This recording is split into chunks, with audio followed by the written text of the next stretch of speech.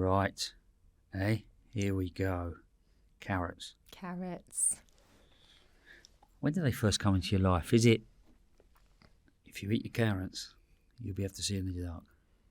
I think it's probably one of the first things most people eat, isn't it? As a baby, carrot puree and weaned on them. You are. And is there any truth in that? How good are carrots for you? Yeah, they're pretty good for you. Like you say, there's the old wives' tale of they help you see in the dark. I don't know if that's true, but they do contain lots of carotenoids, which are great for your eyes and can help deter age-related macular degeneration. And they're packed with vitamins and minerals, low in calories, all round a good thing to have in your kitchen. And again, another one of those things that's quite easy to grow, not complicated. Yeah, I've had some success with these myself. Yeah, have you? So you've grown carrots? Yeah. Oh, man, we're here. Any particular type of carrots or? Oh, I don't know, the long ones. I love it. Because that's the thing as well. Now there's loads of different varieties and this, that, the other. There's different shapes, different sizes, you name it, that's going on. But actually, did you know carrots weren't originally orange? I didn't know. Tell me. There you go. So if you look back, and actually they reckon that it was the Dutch, and to do with the Dutch, I think from what I understand, the Dutch royal family, and obviously the Dutch is that orange colour, and so we had carrots that was dark, rich crimson colours, right through to whites, and these were hybridised to make that colour. Yeah, because you orange. still see, don't you, like the purple carrots, and they're a real novelty. You don't see them very often, but that's so interesting. Yeah, so I've become quite fascinated with growing. This makes me sound like a sad old man, doesn't it? Really, I've become fascinated with growing purple carrots. But actually, again, there's purple carrots and purple carrots. So what I mean by that is there's purple carrots on the outside, and then they're orange on the inside, and then when you cook them, sometimes they blend away. They're pretty in a salad, though, aren't they? They are, but you can get purple carrots. Okay. And even my lot at home are looking at it as if to say, what's that? What is it? What's he doing? Yeah. What's he doing? And you get that rich, out of a proper purple carrot, you'll get that rich, real deep beetrooty colour and that sort of blood. Wow, I bet they're packed with goodness then. I bet they're really good for you. And I suppose it's that idea again, is it? If we look back at those heritage varieties, you know, that lack of breeding means that ultimately we've got more packed in there. Yeah, we've just become so used to seeing the same pack of carrots on our shelves, haven't we? Maybe a Chantenay every now and then. They're pretty much a standard size in the supermarkets, and you don't see any of that variety that is obviously out there, but we don't know about it, and it's such a shame. And that's why we need to grow it. Yeah. If you grow your own, you're away. You get that choice. And I think they're another one. They're not complicated to grow. If I had to create the perfect conditions for a carrot, it would be well-drained, sunny position, light, fertile soil, not much in the way of stones. I think I've run into a few stones. Mine are always very wonky and knobbly. Yeah, but then you end up with wonky, knobbly things that end up sometimes looking a little bit rude. Yeah. I walk in, and there's plenty of times I walk into the kitchen with one carrot and going, even in my 50s, I'm still like a child. Look at this. Can we put this online? And the kids are going, no, you can't put it online. You can't put that online. It looks too bad. But interestingly as well, with carrots, whereas a lot of what I've talked about is all about putting the goodness in the ground, well manured. Carrots are not good with that. So actually, when you're rotating your planting around your garden, it's good to back off in places. So when I would mulch once a year to make sure the goodness was there for the following year. So what I'm doing already is where I've pulled maybe my brassicas or something like that out of the ground, or I've maybe cleared some spinach or something. I've cleared an autumn area and it's ready for mulching. But I want to put my carrots in there next year. No mulch, no compost. And that will stay as it is. So carrots work better in that slightly less fertility. Okay. And then I'll grow the carrots in there. So where I take the carrots out of 1 year, I then compost the life out of that because it's more or less had 2 years. But somewhere else that would be prepped for the carrots. Does that make sense? You know? Okay. But again, I've seen them grown. Window boxes. I can remember in lockdown, Monty, with the program, couldn't do 2 of the programs, and it was at that madness when everybody was, things were changing by the hour, and the Gardener's World lot we had a tiny little team that was allowed to come and do stuff still at that point. And what can you do? Everybody's going to be stuck at home. What can we do? And I did a an old sort of galvanised bucket of carrots. Yeah.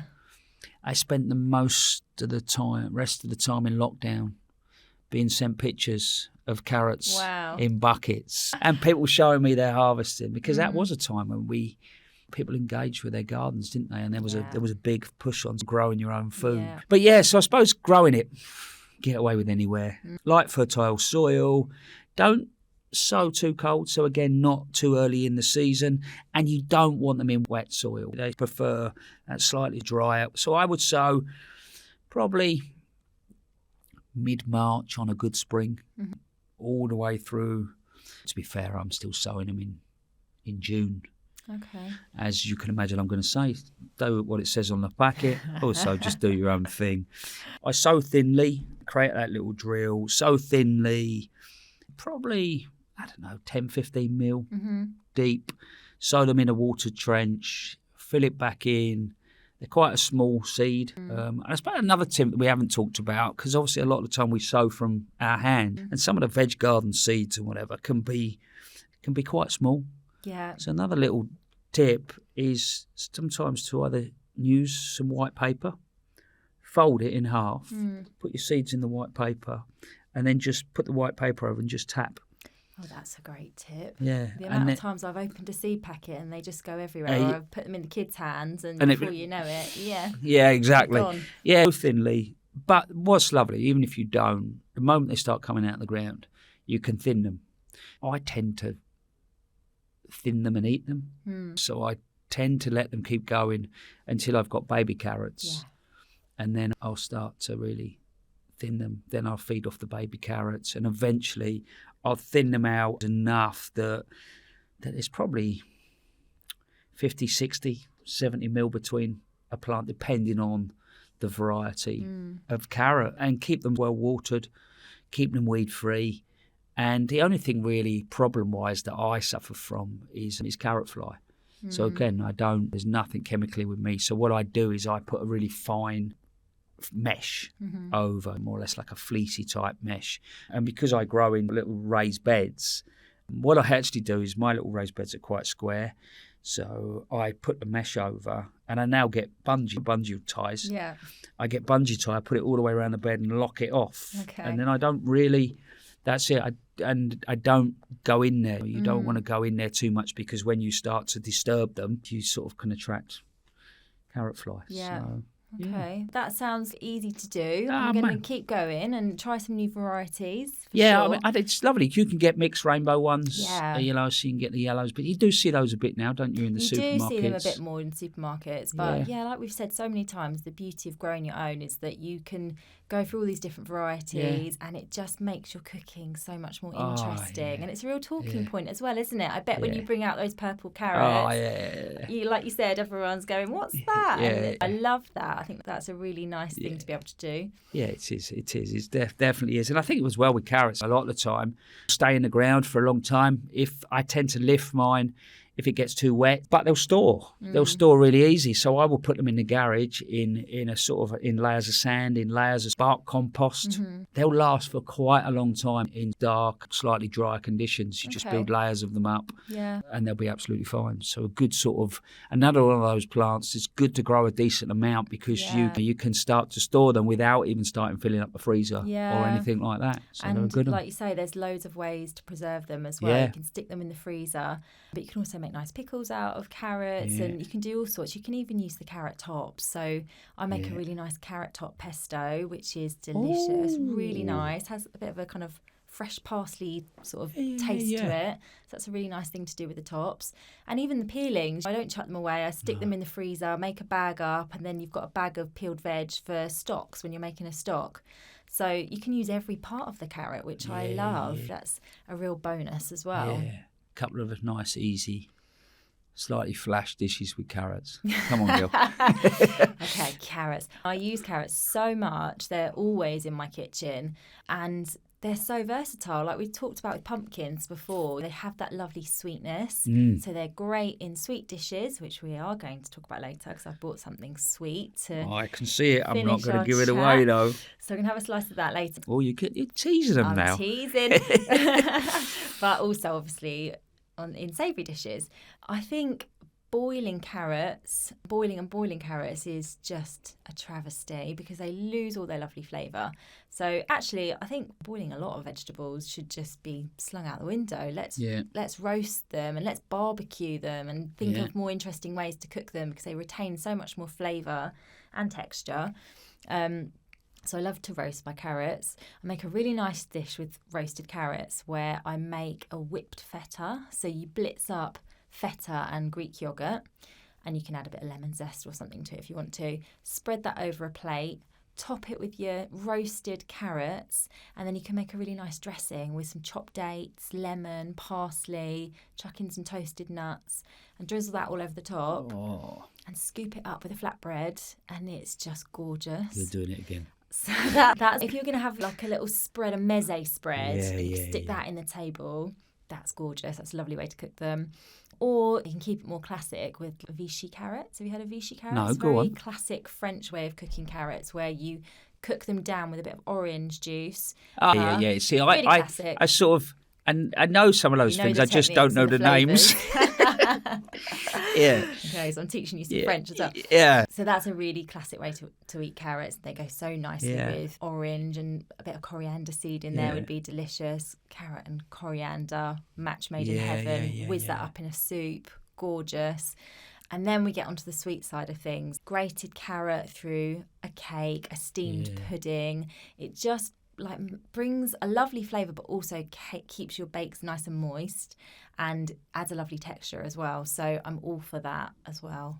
That sounds amazing. With the carrots, sometimes you said a couple of classic herbs. How wide does that range become that work? I think thyme works well with carrots. I mean, it's pretty wide, to be honest. Yeah. Like you've said so many times with growing veg, I don't like the rules. Let's get rid of the rules. Yeah. There are classic pairings, but really, you can go with rosemary, thyme, tarragon works really nicely with carrots. Yeah. And then the softer herbs in certain situations, parsley is lovely with carrots, coriander.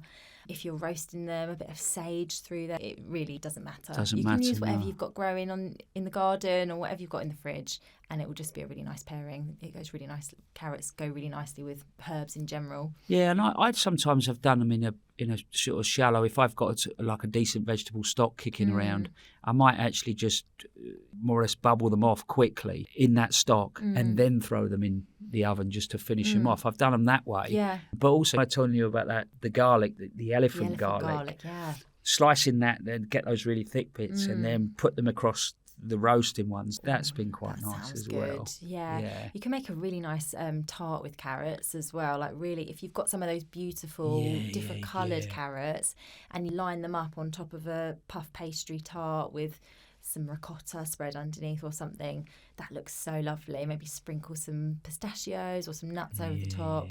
Gorgeous. Yeah, man, that sounds amazing. So I think, again, they're a veg, not hard to grow. One of my worries is carrot fly. Keep them watered and away you go. Away you go, yeah. I suppose we go from that really on to something like parsnips, which in my life are a little bit hit and miss, I'll be honest. They're either absolutely brilliant or they're a disaster. And there's not a lot in between. But same sort of approach as with carrots. I don't tend to sow those probably until mid-spring, early summer, well-drained, light, fertile soil, but not too much goodness in there. And then I do sow those straight into drills. But with these, I suppose I allow more room between the drills, whereas the carrots, I'll break those rules, and if I do more than one row, I'll push them really close, quite close together, whereas actually with the parsnips, I'll keep probably nearly a foot, so nearly 30 centimetres between the two, water the reel, and then away they go. And I will thin them out over time, so you're probably looking, I don't know, everything between 5 and 7 centimetres, Is there a sweet spot before it gets a bit woody? Yeah, and I think that's the key with them. I think the key with them is if they dry out too much, you end up with that woody sort of centre. And I think actually even when you go and buy, I don't know about you, how you treat them, but when you go and buy parsnips, a lot of the time, and I don't know whether this was something my uncle ages ago or whatever. Somebody has obviously along the line has told me you can see that woody centre in them, and I tend to get the potato peeler and I just take that woody centre out and then just have the sort of the outer, still a good thickness, but because it takes that woody centre out. I don't. How do you approach parsnips? What's the sort of? I mean, I don't throw any of it away. I just chomp my way through those woody bits. But I know what you mean. Yeah. Again, I like a roasted parsnip. I think that really helps to bring out the flavour. And if they are slightly tougher, I'll probably just cut them in a different way. Cut them. It's like a piece of steak. If you've got a tough piece of steak and then you cut it in the right way, so you're going through the grain, it helps to tenderise the cut. And a parsnip is the same, really. So you can make parsnip chips or something if you've got a particularly woody parsnip and you put it through a mandolin, so you've got, nice thin shavings, then you probably wouldn't notice the woodiness of it so much. No, that's a good shout. So I think cutting it in a different way is actually a good way to combat woody. Yeah. But I love roasted parsnips, just like carrots. I think that really helps to bring out the sweetness. But parsnips have also got an earthiness, haven't they, to them? Yeah. That lovely earthy undertone. And that goes really well with flavours like maple syrup and nuts. So I like to roasted with some maple syrup. They go all sticky on the bottom. And that's just so good. And also you and your crunchy bits, and the crunchy bits. When you get like the end and that. And it's all about those crunchy bits. Because I serve up a lot in my house. And if I do that Sunday sort of cooked, my favourite bits and most of the bits that's left in the pan. Yeah, chef's perks. Oh, wait, when I'm scraping them off. If there's anything that I think that's a good indicator of how much you love your kids, if you give them the crispy bits or not. No, I don't love any of my kids that much. There's no way, mate. They actually, to be fair, my lot do. I got 4 of them, obviously, so you can imagine there has been some rows in our house about who's had this, who's had that, and there's certain things. No, Mum has to have it. You can't have that. I've got to give it to Mum because, if I don't give it to Mother, that's it. There'll be trouble. Yeah. But what other ways do you use them? Soups? Soups, Parsnips make great soups, don't they? Really delicious. But again, you can use them in sweet bakes as well. So we've got a lovely sticky toffee parsnip pudding on the Good Food website, which is gorgeous. And it just acts like a carrot. It adds a bit of moisture, but it adds a really nice flavour as well. Or a parsnip cake. Parsnip cake, similar to a carrot cake. Really delicious. Gives it that nice kind of subtle earthiness, which again goes really nicely with a maple frosting, something like that. Yeah. So I think they're more versatile than people realise. They go with creamy flavours as well. Yeah, so they do. In right. a gratin or a dauphinoise type of bake, delicious, and it just gives the potatoes an extra dimension. So I'd probably put them in with the potatoes because they don't have the same kind of starchiness as the potatoes, do they? No. So work them in with the potatoes in that kind of gratin. A lot of the time these days when I'm cooking a quick dinner, I don't use a lot of meat in my cooking, so I'll try and make the vegetables the star of the show, as we've said before. So I might just, if I'm making a dal or something for dinner, I'd roast off some parsnips in some cumin seeds and a few other spices and put them on top of the dal. Or if I had some lentils. You do know you're making most people feel slightly inadequate now, right? Especially me. In the week when I haven't got much time, if I'm just making a dal or if I'm... Or pulling a portion out of the freezer. It's but you're amazing. You're amazing. You are amazing. It's me that feels inadequate. Bless. But so go on. So about the dal, go on, carry on. So I would just top a dal or even some puy lentils if it's more of a kind of a French lentil dish. Stick some roasted parsnips on top of that and make that the hero of the dish rather than just something you're putting on the side which is a bit boring and a bit ignored. I think you should be eating these things in lots of different ways and trying to integrate them in different ways. I mean, parsnips, I think, if I think about one of my favourite smells in the veg garden, it's a freshly pulled parsnip. It's a lovely smell, isn't it? If you pull a parsnip, just clean them up and just actually really, it's intoxicating. It's quite unique, isn't it? Yeah, it is. And I tell you what, another route before we go on to sort of something like beetroots that I quite like with parsnips, and you might shoot me down for this, is horseradish. Oh yeah, it's really well. And I grow horseradish.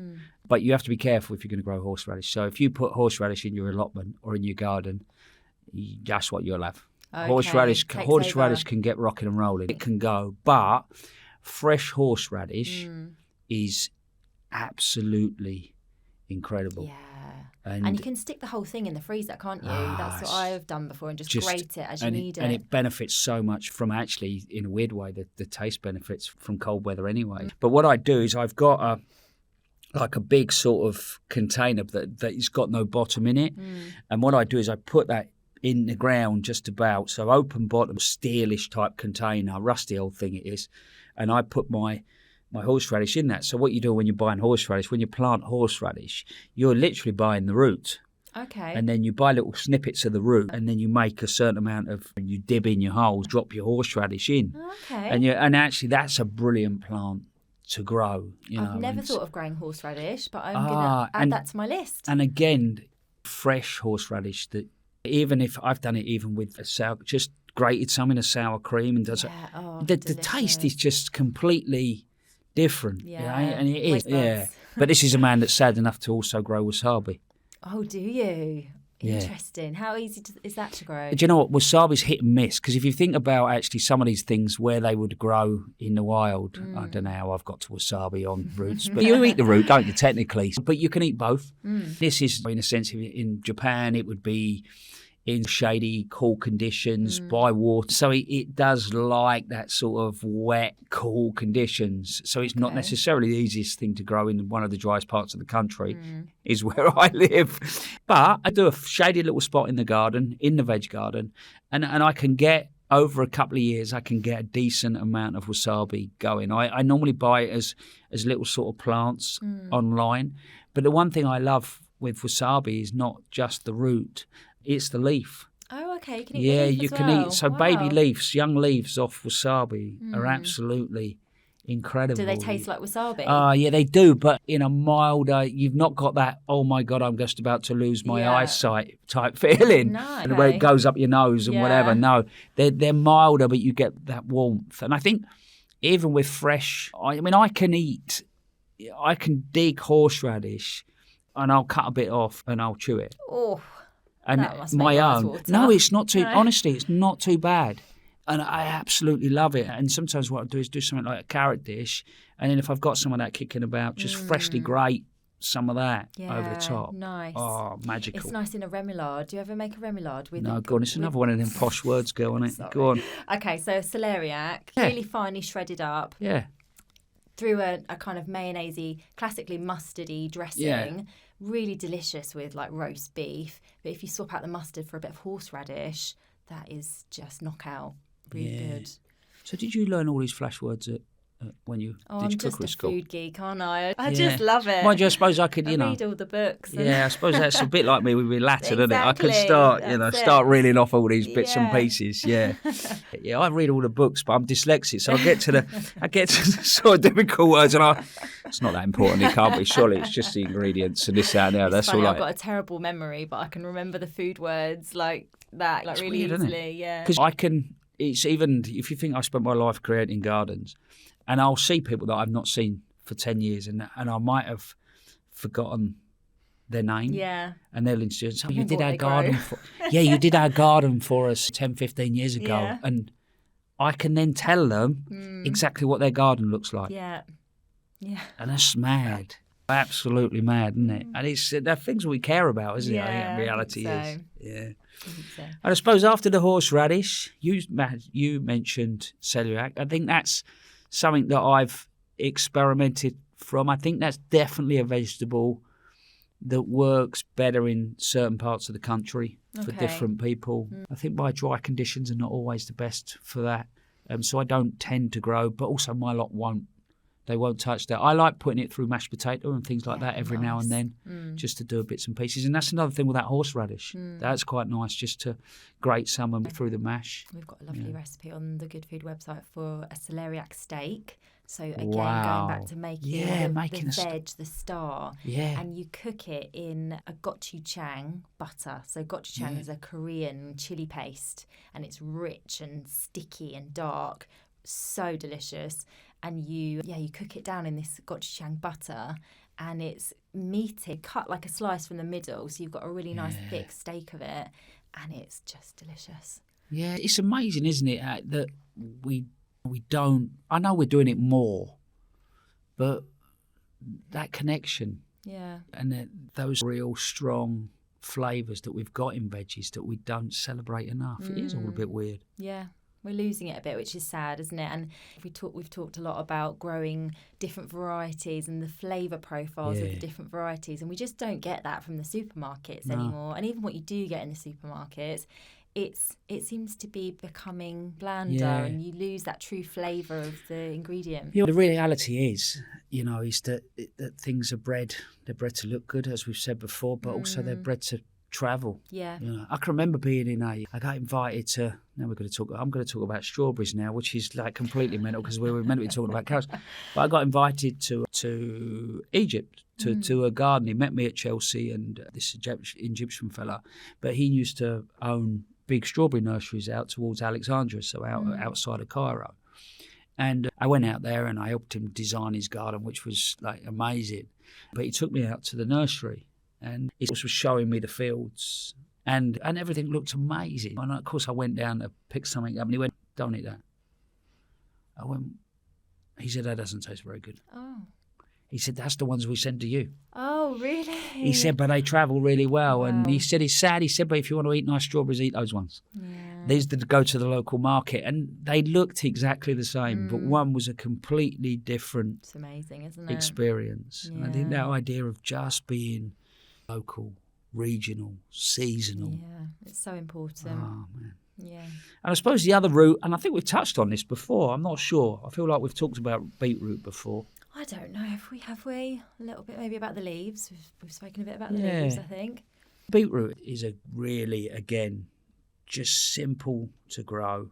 If I think about sowing that, I'm sowing it probably at the end of May, weed-free space, a bit of goodness in the soil, and sowing, not unlike carrots really, sort of, again, I don't worry too much about it. I sort of make a reel and I put them in, they grow. Yeah. And then sow, wet the drill through, sow them, cover them, and then thin. Same sort of distances really that I'm looking probably to do something like the parsnips because again beetroots will develop over a period of time, and though I'm looking probably for about golf ball size when I start to pull them out, some of them I'll let get bigger as the season goes on. But again, they're another one colour wise. There's so many different colours to play with. So beautiful now. But as far as cooking them, they're another go-to, aren't they? They roast beautifully as well. And I think, again, we tend to boil them quite often, but actually roasting them in their skins just helps to lock in all that flavour and seems to intensify the colour as well. It's not leaching out into the water. So I love to roast them in their skins, and then the skins just slip off, don't they? Really easy to prepare. There's no peeling. And then you can almost roast them off and then keep them in the fridge for a week and use them as you like. Slice them through a salad. A nice lentil salad is beautiful with beetroots. Or put them in a curry. They're delicious in a curry, and that flavour just bleeds into the sauce. It's gorgeous. Or if you really want to make the most of the lovely colour, something like a risotto. Beautiful, bright pink risotto. How cool is that? Or pasta as well. I've seen loads of videos on social media of this pink pasta, and it's all made with beetroot obviously. And it just looks so cool, but it tastes amazing as well. It does. Yeah, I definitely love pickle, just keep it in the fridge, balsamic vinegars, but roast it. It's another one of those veggies that I grow a lot of. So if you imagine in my veg garden, I've probably at the moment, I would have, as the season goes on, I'd have probably four or five rows, probably all about 1 metre long. That's much beetroot we would get through different varieties as a family. But I won't I'll pour a couple from there, a couple from there, and say early on in this season we'll use the things. But yeah, they're not really. A lot of what we've talked about, the parsnips, the carrots, all right, we talk about carrot fly, but the beetroot, they're not that problematic. I think a lot of those are things that you don't have to stress too much. You could have your couple of week holiday, as long as you don't go away too early on. Once these things get established, because they've got long tap roots, they seem to hold their own and deal with the conditions a little bit. Okay. I'm gonna add beetroot to my But list that's getting longer and longer by the minute. Yeah, I know, exactly. But also remember as well, you've got the leaves. So, the leaves are really tasty as well, aren't they? And lovely through a salad. They look so gorgeous. Yeah. So I suppose summary is, if we're thinking about the carrots as the main topic here, free draining, sunny conditions, that you want the soil to be fertile, but you don't want it to be mega mulched, anything like that. Not too stony, otherwise you're going to get your knobbly bits and your Instagram or whatever it is, pitch. And thin them as you go. Don't waste those thinnings. You've said, I love that idea of making a pesto out of the tops. It's delicious. Yeah, I think that's what I'm definitely going to give it a go. Yeah, and use them in all the different ways. So I think, wow. Yeah, and I'm going to show you another way to use them Go now on. in a delicious cake that I've brought with me. Carrot cake is my all-time favourite cake. I love it. I love the spices through it and raisins, or you can have nuts through there sometimes. This one's got pistachios through it and on top, which just add a lovely pop of colour. They look gorgeous, don't they? And all of the roots we've talked about actually today. I know I've touched on parsnips can be used in bakes. Yeah. Beetroots as well. They're lovely in a chocolate cake. Oh, yeah. I've had that before. No, not done it. I've had that. Yeah. That's like... It works so well because the chocolate is quite one-dimensional and the beetroot just brings that earthiness and again like moisture to the cake. So delicious. So you can chuck a beetroot into your cakes as well. When you said spices, what sort of spices would we be saying? So all those lovely warming spices work really well with carrots, cinnamon, allspice, cloves, nutmeg, anything like that in that kind of family of spices is going to work really well in savoury or sweet dishes. This has got a mixture of those in there, so a nice gentle spicing to just really complement the sweetness of the carrots. Do you want to give it a go? Yeah, you know I am. You're looking at me, you can see my face. It's like... I've got my cup of tea ready. It's time for cake. I have. Exactly, it's time for cake. Oh my, look at that. Should I catch it? That's a big wedge, isn't it? That is a big wedge. Yeah, don't worry, I'm going for a run in the morning. Also, I work on the basis that someone once told me that as soon as you cut a cake, all the calories come out of it anyway, so that's all right. I love that. So I've always stuck with that one. Yeah. We don't think about calories when we're eating cake. We just enjoy the cake. And our topping, what was you probably did say? This is a cream cheese I love it. topping, which again goes really nice. Any soft cheeses go really nicely with carrots. So your ricottas or even burrata, if you roast off a load of carrots and roots in a tray and stick a burrata in the middle of that, gorgeous. Lovely. What about carrots and ginger? Because I'm just tasting that and think like that warmth of ginger. Sorry, Doug. Oh no, sorry. I've been Yeah, another lovely pairing. Really nice for a Christmas dinner if you roast them off with a bit of stem ginger, some of the syrup from the jar. That's a lovely pairing with the spiciness and the sweetness. It goes really nicely together. Oh, that's special. It's good. You make a carrot cake, girl. It's good. It's a good cake. I tell you, as per normal, you've blown my mind. But, and you mine. Yeah, bless you. But I tell you what you've done is, in a weird way, really made me rethink. I do enjoy my cooking, but I definitely look at my catalogue and I'm either looking at new varieties, something unusual. But actually, what I'm going to do this year is, as I add things to the garden, it's going to be driven by what I can make out of them. And I'm going to complement things and start to do that. So this has been awesome. Thank you very much. It really has. I've loved it. You're an angel. There you go. Cheers, darling.